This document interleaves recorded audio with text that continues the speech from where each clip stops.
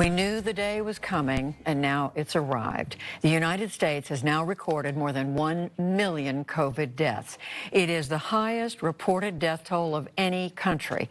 And this terrible, largely preventable milestone comes as cases are once again on the rise. William Brangham has more. Judy, the country is mourning these deaths right as new, even more highly transmissible Omicron variants emerge. As a result, cases in the U.S. have climbed 60% in 2 weeks, and hospitalizations are up 24%. For a deeper look at all of this and where this is heading, I'm joined again by Dr. Eric Topol. He's the founder and director of the Scripps Research Translational Institute.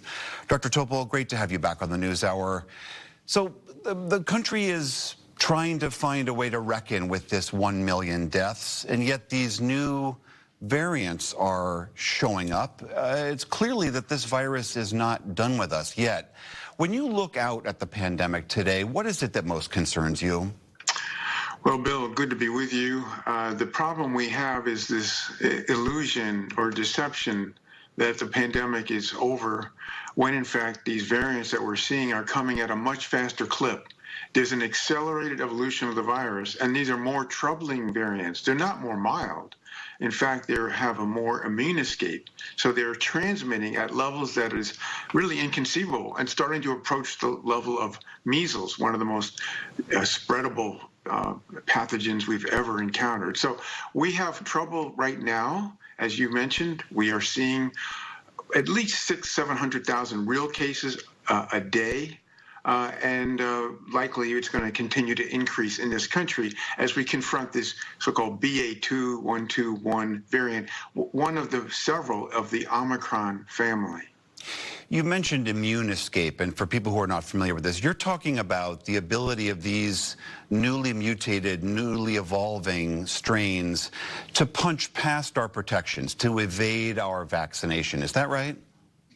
Exactly. So, William, this is basically our immune system doesn't see them, doesn't see the virus as it saw previous versions of the virus, because there's so much distance, or the protein is basically looks different to our body, so it fakes us out. And that's why people who had Omicron, which is about 40 to 50% of Americans back in January and February, that BA.1 variant, the new one that's now rising to levels of dominance in this country, already in the New England region, but also, of course, will be throughout the country, we can have reinfections because they're so different.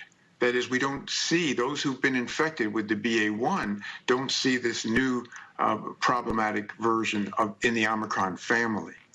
I mean, one of the things we've always been consoled with, which is if you've been vaccinated and boosted, and even if you got a BA.1, an original Omicron infection, you were very protected. You might have a breakthrough infection, but you were not going to end up in the hospital, and you were certainly not going to end up dying. Do those new strains, these new strains, change that calculus? Yeah, so we've counted on our vaccines to give us this 95% protection from severe disease, hospitalizations, and deaths. But that's slipping now. And we're in a denial state that it's now down to 80%. That's actually a big drop, because the gap is, instead of 5%, we're talking about fourfold more people who might go on and get severe disease, even being vaccinated with 1 or 2 boosters. This is what is a real problem that we're not confronting right now. Help me understand something here, because there seems to be a real disconnect.